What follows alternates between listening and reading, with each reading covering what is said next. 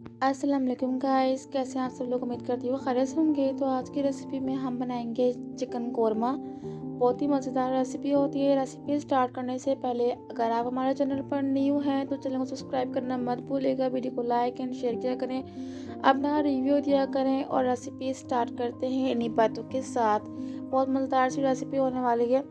सबसे पहले कि सारे इंग्रेडिएंट्स जो है इसके अंदर जाएंगे रेसिपी में प्याज और चिकन और मसाला। कौरमा मसाला किसी भी ब्रांड का यूज़ कर सकते हैं। टमाटर, दही और लहसुन अदरक का पेस्ट वगैरह। तो सबसे पहले हम ऑयल ले लेंगे। 3 से 4 टेबल स्पून हमने ऑयल ले लिया है। एक या दो जो है हमने प्याज लिए। एक नहीं, दो प्याज लिए हमने।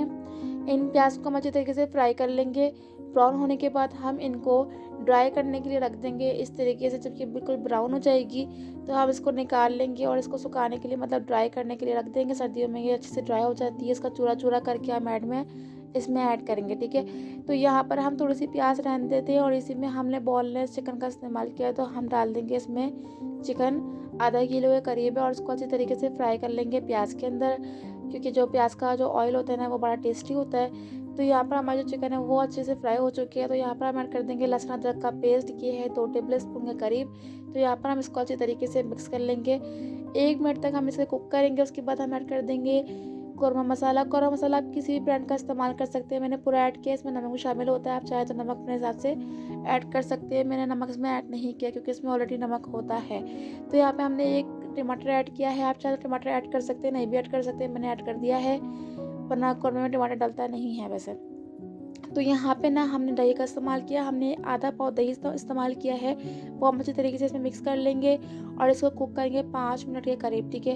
फिर यहाँ पर ये देखो अच्छी तरीके से इसने पानी छोड़ दिया दही ने। तो यहाँ पे हमारा मसाला इस तरीके से कुछ दिख रहा है हमसे।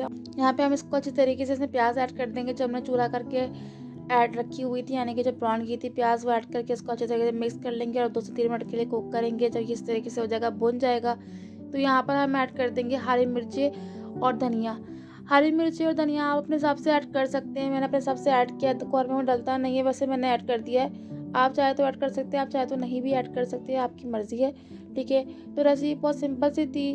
और अगर आपको अच्छी लगी हो तो सब्सक्राइब कर दीजिएगा, चैनल को लाइक एंड शेयर कर दीजिएगा, अपना रिव्यू दीजिएगा, अपना ख्याल रखिएगा। इंशाल्लाह मिलते हैं नेक्स्ट वीडियो में। अल्लाह हाफिज़।